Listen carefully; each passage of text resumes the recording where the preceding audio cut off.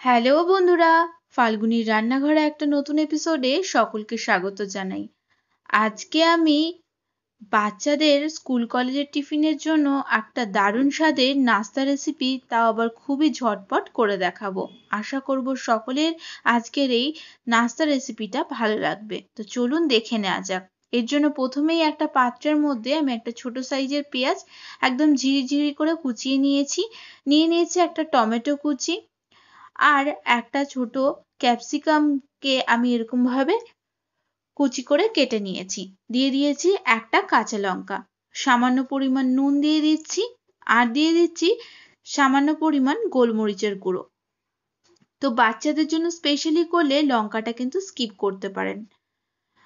ভালো মতন সবকটা উপকরণ আমি মাখিয়ে নিলাম। এই পর্যায়ে এর মধ্যে একটা ডিম ভেঙে দিলাম।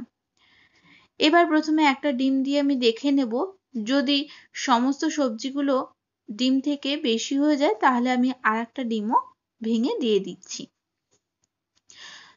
তো ডিমটা আমি ভালো মতন সমস্ত উপকরণগুলোর সঙ্গে মিশিয়ে নিচ্ছি।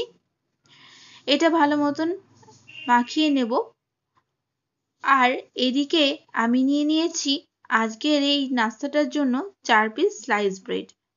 তো আজকে কিন্তু আমি হোয়াইট ব্রেডটা নিয়েছি। এবার এরকম একটা বাটি নিয়ে, যার মুখটা একটু ধারালো, এরকম ভাবে আমি ব্রেডটার উপরে ফেলে ব্রেডটাকে ঠিক এরকম ভাবে কেটে নিচ্ছি। এরকম ভাবে আমি বাকি ব্রেডগুলোও কেটে নেব। আজকে কিন্তু আমি 4 পিস স্লাইস ব্রেডই করে দেখাবো। তো আপনাদের ঘরে যদি মানুষ বেশি থাকে সেক্ষেত্রে আপনারা বেশি করে নিয়ে নিতে পারেন। এবার আমি একটা ফ্রাইং প্যান বসিয়ে দিয়েছি। দিয়ে দিলাম এর মধ্যে 2 পিস স্লাইস ব্রেড। তো ব্রেডটাকে এইভাবে দিয়ে আমি এর মধ্যে যে ডিমের ব্যাটারটা বানিয়ে রেখেছি সমস্ত সবজিগুলো দিয়ে, সেটা আমি এর মধ্যে দিয়ে দিচ্ছি। বাচ্চাদের কিন্তু খুবই মজার লাগবে নাস্তাটা, তাছাড়াও খেতে কিন্তু অসাধারণ লাগবে। আশা করব আপনারা এরকম ভাবে এই নাস্তাটা খুব তাড়াতাড়ি বাড়িতে ট্রাই করবেন। তো আমার এক পাশ হয়ে গেছে, গ্যাসটাকে কিন্তু আমি মিডিয়াম টু লো ফ্লেমে দিয়ে রেখেছিলাম। এই পাশটাও আমি ভেজে নিচ্ছি। তো বন্ধুরা, এই পাশেও একটুখানি ভেজে আমি উল্টে নিলাম। দেখতেই পাচ্ছেন, দেখতে কিন্তু দারুণ লোভনীয় হয়েছে। এবার আবারও আমি সামান্য পরিমাণ বাটার দিয়ে দিলাম। 2 পিস স্লাইস ব্রেড দিয়ে দিচ্ছি। তো বাটারটা দিয়ে আবারও আমি একইভাবে ডিমের মধ্যে থাকা সমস্ত উপকরণগুলো এর মধ্যে দিয়ে দিচ্ছি। তো এরকম ভাবে আপনারা কিন্তু অবশ্যই বাড়িতে ট্রাই করবেন, আর কমেন্টে জানাতে ভুলবেন না যে কেমন হয়েছে খেতে। এই ব্রেডটা আমি একটু আলাদা করেছি, কারণ দেখতেই পাচ্ছেন যেই ব্রেডটুকুন আমি তুলে রেখেছিলাম বাটি দিয়ে কেটে, সেই ব্রেডটা আমি কিন্তু দিয়ে দিয়েছি। তো দিয়ে এটার উপরে আবারও আমি যে ডিম আর সমস্ত উপকরণ দিয়ে মিশ্রণটা বানিয়েছিলাম সেটা এর মধ্যে দিয়ে দিচ্ছি। এটাও কিন্তু দেখতে অসাধারণ লাগবে। আমার এই ভিডিওটা ভালো লাগলে অবশ্যই আপনারা ভিডিওটাতে একটা লাইক দিয়ে চ্যানেলটি সাবস্ক্রাইব করে নেবেন।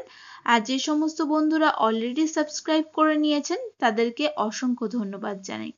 তো আমার এক পাশ হয়ে গেছে, আমি আর এক পাশও উল্টে দিলাম। এবার উল্টে দিয়ে আমি বিপরীত সাইডটাও সামান্য বাটার দিয়ে দিলাম। এতে করে বিপরীত সাইডটা একটু লাল লাল হবে, দেখতে সুন্দর আসবে, আর ভাজাও খুব ভালো হবে। বাচ্চারা দারুণ মজা পাবে। বিপরীত সাইডটা উল্টে দিলাম। আশা করব বন্ধুরা আমার আজকের এই দারুণ স্বাদের নাস্তা রেসিপিটা আপনাদের সকলের ভালো লাগবে। আমার এই ভিডিওটা ভালো লাগলে আপনারা অবশ্যই ভিডিওটাতে লাইক দিয়ে আমার পাশে থাকবেন।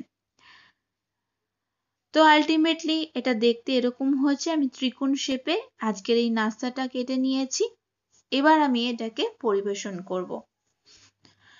এতক্ষণ ধরে আপনারা যে আপনাদের মূল্যবান সময় দিয়ে আমার সঙ্গে ছিলেন তার জন্য সকলকে আন্তরিক ধন্যবাদ জানাই।